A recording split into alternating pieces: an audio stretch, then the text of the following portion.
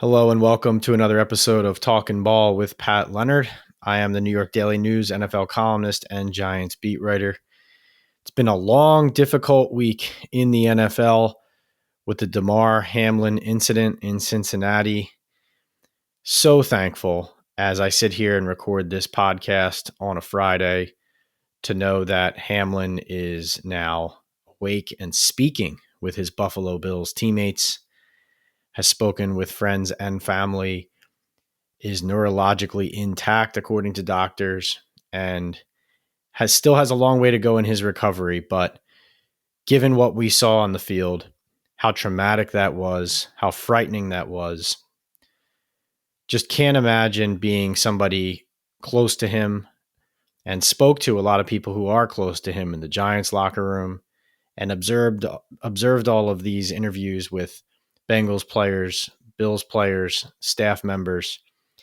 And not only do I feel for all these people, but I think my overriding takeaway from the week and from the incident is I am proud to be associated with, in some small way, a group of people in the NFL, players and staff and organizations that have been able to be so empathetic and rally around each other and rally around a young football player.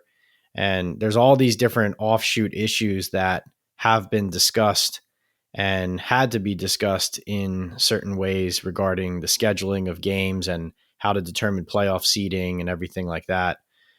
But I think that the focus needs to remain on how positive so many people reacted to this. And, I think of Josh Allen, the Bills quarterback, going out of his way to say publicly on the microphone that the Bengals receiver, T. Higgins, should not blame himself for being tackled on that play when Damar Hamlin stood up and then collapsed on the ground, and saying that the Bills don't blame T. Higgins and that they want him to get some relief now that Damar Hamlin is beginning to recover. The hero, Denny Kellington, the assistant trainer, the assistant athletic trainer with the Buffalo Bills, administering CPR, and according to the doctors at the University of Cincinnati Medical Center, the immediate recognition and impressive recognition of the lack of a pulse of Hamlin on the field, and the fact that he was administered CPR and then a defibrillator so quickly, is the only reason he likely is still alive. What a tremendous example of individuals not only being brave, but also being prepared when they are called upon, when they don't know when that moment is going to be. And I think that the NFL and the NFL Players Association, the Buffalo Bills and the Cincinnati Bengals should all be proud of the emergency action plan that is practiced. These policies are worked on tirelessly by the league and the union, agreed upon, and then practiced by these medical professionals when nobody's looking. And hopefully, of course, they're never actually going to have to use what they're practicing. But what an amazing example of heroism and also responsibility, duty carried out to the highest possible order here. And also the human emotions that you saw on the field. It's never going to leave me. Josh Allen said it best when he said that some people are going to be permanently changed by this forever from what they saw on the field that night. Speaking especially about the players and the staff members who were standing right there witnessing it. And Sean McDermott having the first reaction that he needs to be at the hospital with Damar and that he can't be coaching the game. And then the players deciding they will not go back on the field. Zach Taylor, the Bengals coach, being so empathetic and crossing the field to help be there for Sean McDermott and the Bills. The Bengals captains, led by Joe Burrow, going over to the Bills locker room to have that conversation before the decision was made. And ultimately, the NFL arriving at the correct conclusion. Plenty of people on ESPN, from Joe Buck to Booger McFarland to Ryan Clark and Scott Van Pelt, everyone associated with that broadcast, Adam Schefter, and all the way down the list, Lisa Salters, just so many people, I think, showed in that moment where their hearts were, and it was with that young man and nowhere else. There will be another time, I think, on here where I will address the 5-minute restart suggestion, whether or not that was made. But I think that I want my main point, and I think everybody's main understanding here should be a lot of people did great work here. And the violence of football, we can unpack that, and I will unpack that at another time. But not even going to have another guest on, or have a guest on this week, because the workload and the emotions of standing there and talking to guys like Nick McLeod and Isaiah Hodgins and Jack Anderson. First of all, really appreciate the Giants public relations staff, the Giants team, and the Giants players for being so open and honest on Wednesday of this week, which, given the Giants' many connections from their Buffalo Bills days to Damar Hamlin and that organization, was just a really difficult day. And again, the positive news that keeps coming our way on Damar, and the fact that he's now talking to people, everybody is just so uplifted and thrilled and happy.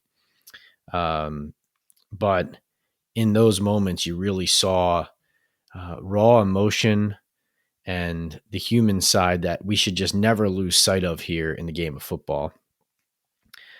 And with that, want to talk a little football before I get out of here on a quick talking ball. First, want to tell you about BetOnline. BetOnline remains your number one source for all your sports betting this season. Everything from the NFL and bowl season to esports. You'll always find the latest odds, team matchup info, player news, and game trends at BetOnline. BetOnline features live betting, free contests, and live scores for almost any sport for every game imaginable. Easy for you to say. We're the fastest and easiest way to bet all your favorite leagues and events. Head to betonline.ag to join and receive your 50% welcome bonus with your first deposit. Make sure to use promo code BELIEVE, that's all caps BLEAV, to receive your rewards. BetOnline, where the game starts. And where the game starts in Week 18 is some teams need to rest. Some teams need to prioritize their health. And I'm here to tell you that I expect the Giants to rest a lot of players against the Philadelphia Eagles, even though the Eagles are going for the number one seed in the NFC. Brian Daboll held it close to the vest all week, but I expect a lot of guys to either play a little bit or not at all. I would include Daniel Jones, Saquon Barkley, left tackle Andrew Thomas, right guard Mark Lewinsky, center John Feliciano, defensive tackle Dexter Lawrence, linebacker Jalen Smith, maybe even safety Julian Love, and captain. And that's just a short list. I mean, even Daniel Bellinger, I could see, the rookie tight end. He's been really valuable as well. I could see him getting a breather. Again, you only have so many players on the roster, so will some people play a handful of snaps? Maybe that happens, but I fully expect the Giants to rest guys, to call up Davis Webb and an extra defensive tackle, Jack Heflin, from the practice squad. So I think that's how they handle that. As far as the scheduling decisions made by the league competition committee and ownership on how to proceed, given the cancellation of the Bills and Bengals game, nothing's perfect. I'm not sitting here thinking that I want to harshly judge any decision that was reached on the Friday after that Monday night game was postponed and then eventually canceled. I think that it is interesting and a little bit curious that they went out of their way to do the coin flip scenario in case the Cincinnati Bengals and Baltimore Ravens end up meeting in the playoffs and the Ravens have beat the Bengals twice. That's an interesting idea, considering that the rule book is much more cut and dried on win percentage, determining who wins a division, regardless of how many games have been finished, and then who therefore would have home field in that game. It's a little curious, but I was able to be on a conference call at the end of the week with Rich McKay from the competition committee and the Atlanta Falcons, as well as Commissioner Roger Goodell and others from the league. And McKay clarified that essentially this was an extenuating circumstance. They know that the rule book exists to govern the potential for not every team to finish the schedule, but he was clearly intimating that even the words in the rule book that we intend to be governing all circumstances don't always can't always fully apply to every circumstance that might be unforeseen. And certainly the way that the league and football and the world was caught off guard by the severity of this situation, the grave nature of it, of Hamlin fighting for his life, losing a pulse on the field, and then the league looking at this and saying, we want to be fair to as many parties as possible, and we know it's not going to be perfect.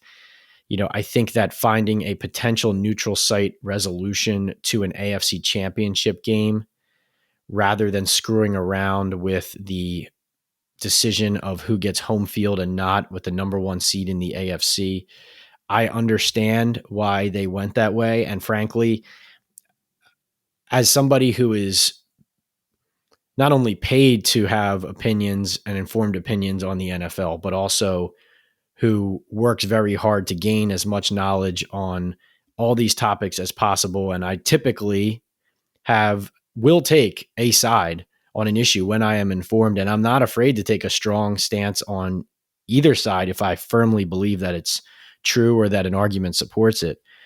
But in this scenario, I look at this and I say, I'm not sure I would do a better job if I were sitting in their seats right now on those decisions. I think that the decision of how to proceed with the schedule is one that no one would be prepared for at this moment. And certainly that's their job. That's their task in the league, is to handle these situations. But it did go to a vote. The owners voted. It passed barely, got 25 votes when it needed 24, according to Pro Football Talk. But Rich McKay did say on that call that as far as the neutral site AFC championship game resolution goes, he said that the Bills, the Bengals, and the Kansas City Chiefs all indicated that they would be okay with that as a resolution, which eventually passed. It's possible they won't even need to use that and need to resort to that depending on the results of Week 18. But even if they didn't vote for it, all of those clubs agreed to that being the case. Now, the Bengals' dismay over the coin flip scenario with the Ravens, they can solve that by beating the Ravens in Week 18. And, I think there's a lot to think about and process with this. I think this is a story we're going to be talking about for a long time, even though it's, of course, a huge relief that young Damar Hamlin is talking to his teammates and feeling better. I think that there will be a time to talk about, consequences, longer term, policy conversations and everything with regards to that. But right now, I think I want to keep the focus on Denny Kellington, the Buffalo Bills training staff, the medical professionals who saved Damar Hamlin's life, and the excellent leadership that I saw throughout the NFL, especially on the field from the Buffalo Bills and the Cincinnati Bengals. And now I can feel especially excited, though, when we turn to actual football to cover a playoff team for the first time since 2016. Because let me tell you something. The Giants losing has been a drag on everybody. And, we'll do more on the Giants playoff matchup and a huge playoff preview for the entire NFL next week. We'll dive into all the matchups. We'll go into our predictions for what's going to go down. We'll dig into the Giants matchup a little bit because I'll obviously be in their building all week before heading likely to Minneapolis for a Giants-Vikings rematch if it's not Giants-49ers.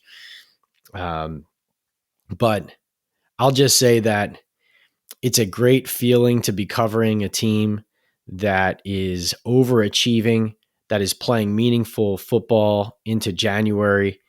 And I don't take for granted ever the opportunity to cover this league, to cover this team, and to be able to share my thoughts on football with you. Again, apologize for no guest this week and for a more somber tone, but the grind of this and the efforts that I have made and everybody has made to gather information from the doctors at the hospital in Cincinnati, from the NFL, from the NFLPA, from the teams that we cover, from players who have really struggled to share their versions of events, and even somebody like the Giants safety Jason Pinnock, who played at Pittsburgh with Damar Hamlin, still has not spoken publicly, at least in the locker room, about it. And I can completely understand that and honor that. Who knows if and when he'll be prepared to talk about it, even with Hamlin recovering. But I bring all that up again just to say the emotions of this week have been draining. Even though I don't know Damar Hamlin personally, I know plenty of people who do. And covering the game and being in the league, we all have a role to play. But it's so encouraging to me that everybody was together on this, on Damar's recovery, on supporting him. And that's why his foundation raising millions and millions of dollars. If that doesn't make you smile or bring tear to your eye, then nothing will. I think we're all rooting for number 3. I think we're all rooting for Damar Hamlin. And NFL fans everywhere want their own teams to win. But I think I can sit here and say that if the Buffalo Bills win the Super Bowl this year, I don't think there's going to be anybody who begrudges them that moment and as many moments as they want after that.